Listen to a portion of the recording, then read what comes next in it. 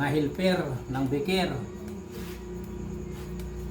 Kasi lahat naman ng baker, mas marami yung nanggaling sa helper. Ako katulad ko guys, dati lang ako helper ng master.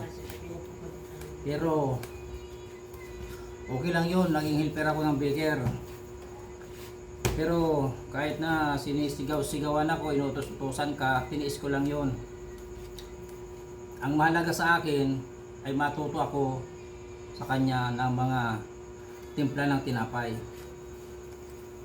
Kaya isa sa dapat wais na mga helper, kunin nyo yung kaalaman ng timpla ng mga bawat uri ng tinapay.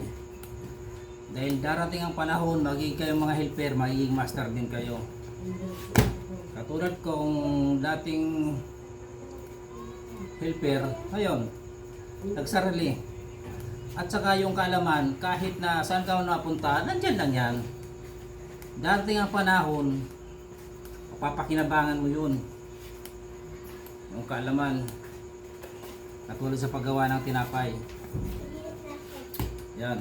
Kaya ito, hanggang sa ngayon, pinapakinabangan ko yung